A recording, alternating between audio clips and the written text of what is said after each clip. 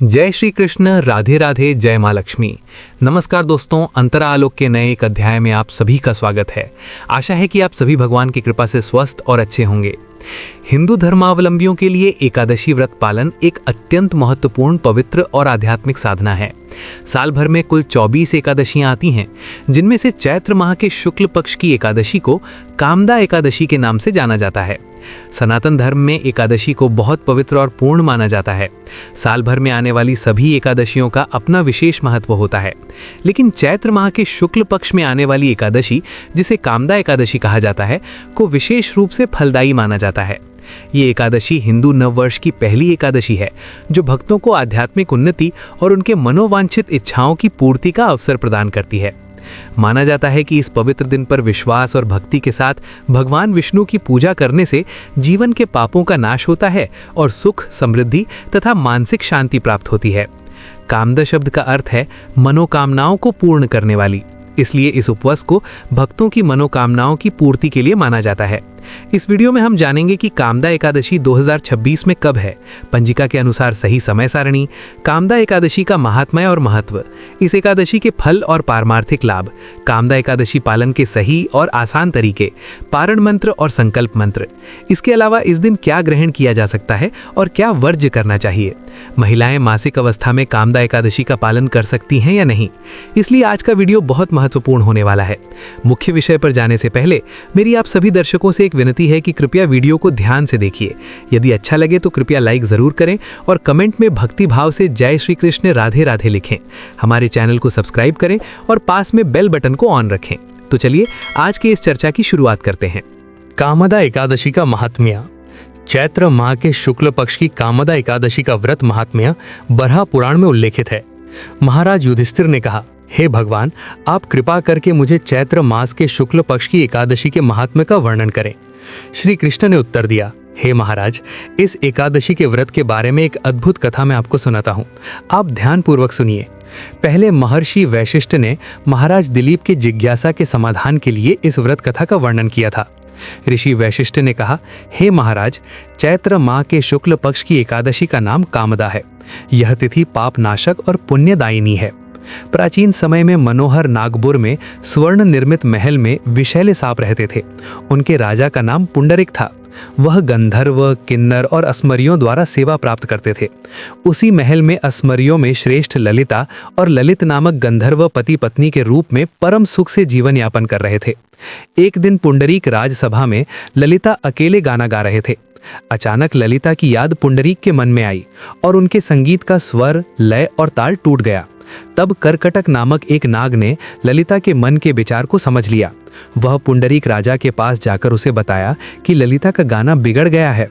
यह सुनकर नागराज पुंडरीक क्रोध से भरे और ललिता को शाप देते हुए बोले, तुम राक्षस हो। इसके बाद वह अपने हाथ से 10 योजन लंबा एक विशाल मुंह और पर्वत गुफा जैसा शरीर प्राप्त कर लिया। उसकी आंखें आग की तरह जलने लगी और 4 योजन लंबा एक विशाल राक्षस शरीर प्राप्त हुआ।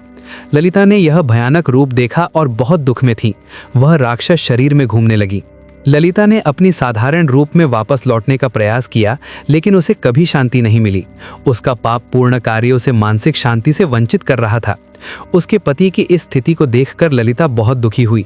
एक दिन वह गहरे जंगल में चली गई और वहां वह बिंदु पर्वत पर पहुंची। वहां ऋषि श्री ऋषिशृंग के आश्रम में पहुंची और उनका दर्शन किया। ऋषि के चरणों में प्रणाम कर वह खड़ी हो गई। ऋषि ने पूछा, हे सुंदरी, तुम कौन हो, किसकी कन्या हो और इस घने वन में क्यों आई हो? कृपया सच्चाई बताओ। ललिता ने उत्तर दिया, हे प्रभु, मैं गंधर्व कन्या ललिता हूँ। मैं यहाँ अपने पति के पिशाचत्व को समाप्त करने का उपाय जानने आई हूँ। तब ऋषि ने कहा, चैत्र मास के शुक्ल पक्ष की कामदा नामक एकादशी है। तुम इस व्रत को विधि पूर्वक पालन करो। इस व्रत का संपूर्ण फल अपने पति के लिए अर्पित करो। इससे उसके सारे पाप नष्ट हो जाएंगे। ऋषि की बात सुनकर ललिता खुशी खुशी कामदा एकादशी का व्रत किया। फिर उसने ब्राह्मणों और भगवान विष्णु के समक्ष यह संकल्प लिया कि जो मैंने कामदा एकादशी का व्रत किया है, उसका संपूर्ण फल मेरे पति के लिए अर्पित किया जाता है। यह सुनते ही ललिता पाप मुक्त हो गई और उसे दिव्य शरीर प्राप्त हुआ। वह फिर से गंधर्व रूप में लौट आई और ललिता के साथ मिलकर गंधर्व लोक की ओर उड़ गई। हे महाराज दिलीप, यह व्रत सभी को पूरी श्रद्धा और विधि पूर्वक पालन करना चाहिए। यह व्रत ब्रह्म हत्या के पाप का नाश करने वाला और पिशाचत्व को नष्ट करने वाला है। इस व्रत कथा को श्रद्धा पूर्वक पढ़ने और सुनने से यज्ञ का फल प्राप्त होता है। कामदा एकादशी पालन करने से क्या फल प्राप्त होता है? कामदा एकादशी केवल उपवास का एक तरीका नहीं है, बल्कि ये एक पूर्ण आध्यात्मिक प्रक्रिया है जो भक्त के शरीर, मन और आत्मा को शांति प्रदान करती है। इस एकादशी के पालन के नियम शास्त्रों के अनुसार अत्यंत महत्वपूर्ण होते हैं। नीचे कामदा एकादशी पालन के सही और सरल नियमों का विस्तृत वर्णन किया गया है। कामदा एकादशी पालन की तैयारी। कामदा एकादशी पालन की तैयारी एकादशी के अगले दिन से शुरू होती है और ये एकादशी के बाद अगले दिन तक जारी रहती है। इस पूरी प्रक्रिया को 3 भागों में बांटा गया है: दशमी तिथि की क्रियाएं, एकादशी व्रत पालन और द्वादशी पालन। 1. दशमी तिथि के नियम, तैयारी का भाग। एकादशी व्रत का पूर्ण फल प्राप्त करने के लिए दशमी तिथि से ही संयम रखना शुरू करना चाहिए। इसे पूर्व तैयारी कहा जाता है। सात्विक आहार। दशमी तिथि के दिन सूर्योदय से पहले तक भोजन ग्रहण करना चाहिए। इस दिन मांस, मच्छी, अंडे, प्याज, लहसुन और मसूर की दाल से बचना चाहिए। केवल एक बार पूर्ण भोजन करना सर्वोत्तम होता है। मानसिक तैयारी। दशमी रात से ही मन को शांत रखना चाहिए और मानसिक संकल्प लेना चाहिए। इस दिन भूमि पर या चादर पर सो सकते हैं। ब्रह्मचर्य पालन करना आवश्यक है। रात को अधिक भोजन ना करें ताकि अगले दिन उपवास के दौरान शारीरिक कष्ट ना हो। एकादशी तिथि के नियम। एकादशी का दिन भगवान के चरणों में स्वयं को समर्पित करने का दिन होता है। इसके नियम इस प्रकार हैं: प्रातः स्नान और संकल्प। एकादशी के दिन सूर्योदय से लगभग 1.5 घंटा पहले या ब्रह्म मुहूर्त में उठना सबसे अच्छा होता है। स्नान करके शुद्ध और साफ वस्त्र पहनने चाहिए। इसके बाद भगवान विष्णु की तस्वीर या मूर्ति के सामने बैठकर संकल्प करना चाहिए। संकल्प का मंत्र या वाक्य इस प्रकार हो सकता है: हे श्री विष्णु, आज मैं तुम्हारी प्रसन्नता के लिए कामदा एकादशी व्रत कर रहा हूँ। कृपया मुझे इस दिन का पालन करने की शक्ति दो और मेरे ज्ञात अज्ञात सभी पापों को क्षमा करो। पूजा और निवेदन। घर के मंदिर में धूप और दीप जलाकर भगवान की पूजा करें। एकादशी के दिन तुलसी पत्र का भगवान विष्णु के चरणों में अर्पण करना सबसे महत्वपूर्ण नियम है, क्योंकि भगवान विष्णु तुलसी के बिना पूजा स्वीकार नहीं करते। फलों, मीठे पकवानों और गंगा जल से भगवान की सेवा करें। जप और कीर्तन। एकादशी के दिन हर कार्य को पवित्र और निष्कलंक रखने की कोशिश करें। पूरे दिन ओम नमो भगवते वासुदेवाय या हरे कृष्ण कृष्ण कृष्ण हरे हरे, हरे राम राम राम हरे हरे का जप करें। इस दिन व्यर्थ की बातें, झूठ बोलना या परनिंदा से दूर रहना चाहिए। याद रखें, हमारे शब्दों से हम सबसे बड़े पाप करते हैं, इसलिए इस दिन मौन व्रत रखना या कृष्ण का नाम लेना सर्वोत्तम है। द्वादशी तिथि के नियम। एकादशी का व्रत पूर्ण होने के बाद द्वादशी के दिन पारण करना होता है। पारण में फल, भोजन या खिचड़ी ग्रहण करके व्रत का समापन करें। इस दिन भी भगवान विष्णु की पूजा करें और तुलसी पत्र अर्पित करें। पारण करने से शरीर को ऊर्जा मिलती है और व्रत का पूर्ण फल प्राप्त होता है। कामदा एकादशी पालन से मिलने वाले फल। कामदा एकादशी पालन से व्यक्ति के पापों का नाश होता है, समृद्धि की प्राप्ति होती है और भगवान विष्णु की कृपा से जीवन में सुख शांति का वास होता है। जो भक्त इस एकादशी को सही रूप से पालन करता है, उसे मोक्ष की प्राप्ति भी होती है। इसके अलावा ये व्रत किसी भी प्रकार के मानसिक या शारीरिक कष्ट से मुक्ति पाने में सहायक है। ये व्रत पुण्य की प्राप्ति के साथ साथ जीवन में सकारात्मक परिवर्तन लाता है, इसलिए इसे श्रद्धा और भक्ति से पालन करना चाहिए। उपवास के प्रकार। शास्त्रों के अनुसार एकादशी 3 प्रकार से पालन की जा सकती है। नंबर 1, निर्जला उपवास। जो लोग शारीरिक रूप से सक्षम होते हैं, वे जल का स्पर्श भी न करके उपवास कर सकते हैं। ये सबसे श्रेष्ठ और फलदायक उपवास माना जाता है। नंबर 2, सजल उपवास। इसमें केवल जल और फल का रस पीकर उपवास किया जाता है। नंबर 3, अनुकल्प आहार। जो लोग अस्वस्थ या शारीरिक रूप से कमजोर होते हैं, वे शस्य वर्जित अनुकल्प आहार जैसे फल, दूध, साबूदाना और उबले हुए आलू आदि का सेवन कर सकते हैं। रात्रि जागरण। एकादशी के महात्म्य के अनुसार एकादशी की रात को सोने की बजाय भगवान के नाम का जप या कीर्तन करना चाहिए। भक्तगण मिलकर भागवत पाठ, भजन या कीर्तन द्वारा रात को बिताते हैं तो उन्हें हजारों वर्षों की तपस्या का फल मिलता है। यदि पूरी रात जागना संभव नहीं है तो कम से कम मध्य रात्रि तक जागना चाहिए। द्वादशी तिथि के नियम, पारण या व्रत भंग। एकादशी का व्रत पालन करने के बाद सही समय पर पारण या व्रत भंग करना अत्यंत महत्वपूर्ण है। समय से पहले पारण करने से व्रत का फल नहीं मिलता। स्नान और दान। द्वादशी के दिन सुबह स्नान करने के बाद पुनः श्री विष्णु की पूजा करनी चाहिए। इस दिन सामर्थ्य के अनुसार किसी निर्धन व्यक्ति या ब्राह्मण को अन्न या शुद्ध दान देना अत्यंत पुण्यदायक होता है। पारण का सही समय।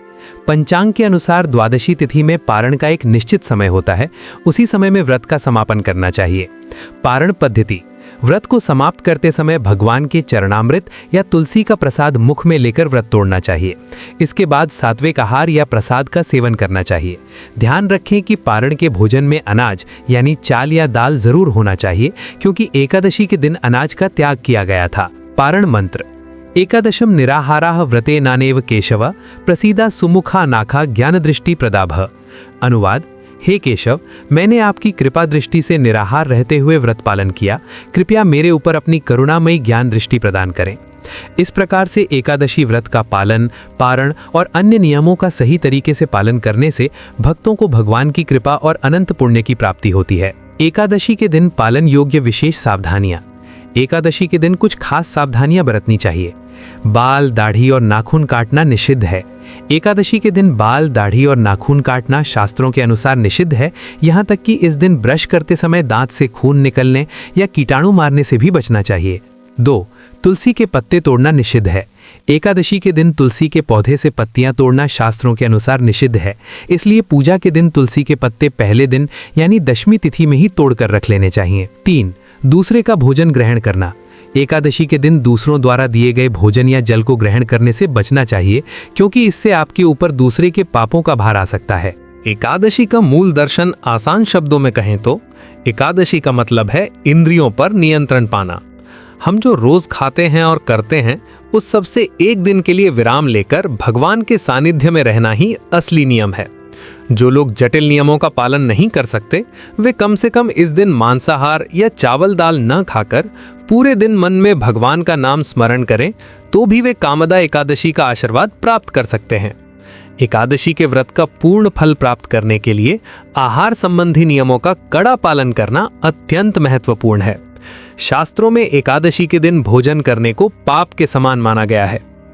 नीचे एकादशी में क्या खा सकते हैं और क्या नहीं खा सकते, इसका एक पूर्ण और विस्तृत सूची दी जा रही है। वर्जनीय खाद्य पदार्थ जो एकदमे नहीं खाना चाहिए। 1. पंचरबी शस्य का त्याग करना। एकादशी के दिन मुख्य रूप से पंचरबी शस्य का त्याग करना होता है। इन पांचों अनाजों में एकादशी के दिन पाप पुरुष का वास माना जाता है। 2. चावल और चावल से संबंधित पदार्थ। चावल, भात, मुर्री, चिवड़े, खई, चावल का आटा या चावल से बने कोई भी पकवान जैसे पिट्ठा या खीर खाना पूरी तरह से निषिद्ध है। 3. गेहूं और गेहूं से संबंधित पदार्थ। आटा, मैदा, सूजी, रोटी, लच्छी, पराठा, बिस्किट या केक आदि सभी गेहूं से बने पदार्थ खाना मना है। 4. मक्का और ज्वार। मक्का, पॉपकॉर्न या कॉर्नफ्लोर या ज्वार से बने किसी भी प्रकार का भोजन खाना निषिद्ध है। 5. दाल और दाल से बने पदार्थ। सभी प्रकार की दालें जैसे मूंग दाल, मसूर दाल, अरहर दाल, मटर दाल और दाल से बने बड़ियां या बेसन का सेवन करना पूर्णतः मना है। 6. तिल और सरसों का तेल। इस दिन रसोई में तिल का तेल या सरसों का तेल प्रयोग करना मना है। यहाँ तक कि खाने में सरसों का तड़का भी निषिद्ध है। इस प्रकार एकादशी के दिन उपवास के दौरान इन खाद्य पदार्थों से बचना चाहिए और शास्त्रों के अनुसार व्रत पालन करना चाहिए। अन्य निषिद्ध विषय। प्याज, लहसुन आदि तामसी भोजन के रूप में माने जाते हैं, इसलिए एकादशी के दिन इनका उपयोग निषिद्ध है। रसोई में सामान्य नमक के बजाय सेंधा नमक या रॉक सॉल्ट का प्रयोग किया जा सकता है। मांसाहारी भोजन। मछली, मांस, अंडा तो बिल्कुल ही नहीं, बल्कि शास्त्रों में शहद का सेवन भी निषिद्ध बताया गया है। ग्रहणीय खाद्य पदार्थ या अनुकल्प आहार।